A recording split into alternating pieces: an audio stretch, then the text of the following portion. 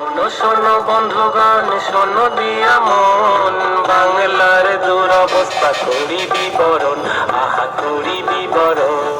দেখুন, তৃণমূল কি করলো না করলো সেটা বড় বিষয় নয়। আমাদের বিজেপি সর্বভারতীয় দল, পশ্চিমবাংলায় বিজেপি ক্ষমতায় আসছে, আর এটাই আমাদের শেষ সুযোগ তৃণমূলের দুর্নীতি মানুষের কাছে তুলে ধরা। দেখুন, বিজেপি কি দুর্নীতি পাঁচালী না কি করলে ওটা নিয়ে আমাদের তৃণমূলের কোনো মাথা ব্যথা নেই। কারণ আমরা উন্নয়নের পাঁচালী টোটো মাইকিংয়ের মাধ্যমে আমাদের প্রচার চলছে। শোনো শোনো বন্ধুগণ, শোনো দিয়া মন, বাংলার দুরবস্থা করি বিবরণ, আহা করি বিবরণ। আজকে সিবিআই থেকে মন্ত্রী উঠবান ঘরে, দেখো মন্ত্রী উঠবান ঘরে। শোনো শোনো বন্ধুগণ, শোনো দিয়া মন, বাংলার দুরবস্থা করি বিবরণ, আজ করি বিবরণ। দেখুন, তৃণমূল কি করলো না করলো সেটা বড় বিষয় নয়। আমাদের বিজেপি সর্বভারতীয় দল, পশ্চিমবাংলায় বিজেপি ক্ষমতায় আসছে, আর এটাই আমাদের শেষ সুযোগ তৃণমূলের দুর্নীতি মানুষের কাছে তুলে ধরা। কারণ আপনারা সকলেই জানেন 2026-এর পরে তৃণমূলের আর পার্টি অফিস ঝাড় দেওয়ার মতো লোক থাকবে না। তাই আমরা যেহেতু বিরোধী দল, আমাদের উচিত তৃণমূলের দুর্নীতি মানুষের কাছে তুলে ধরা।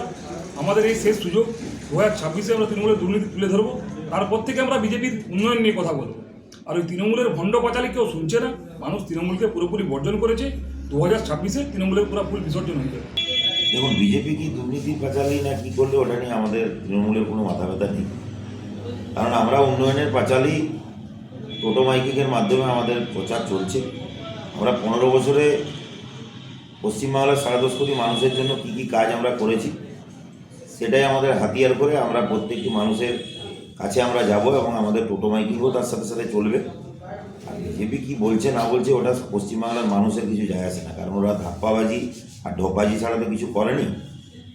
ওদের কথা ছেড়ে দেওয়াই ভালো। পশ্চিমবাংলার মানুষ আগেই 2021 সালের আগেও বর্জন করেছে। ওরা বলেছিল যে 200-র ওপরে সিট পাবে।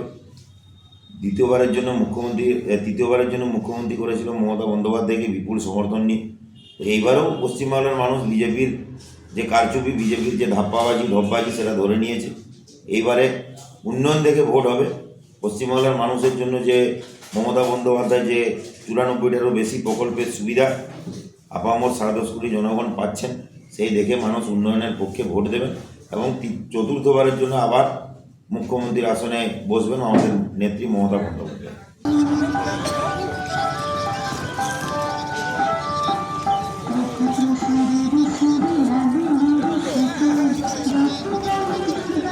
তৃণমূলের বিদায় ঘণ্টা বাজাতে যে হবে, বাংলার মানুষ সবাই বাঁধো এবার জোট।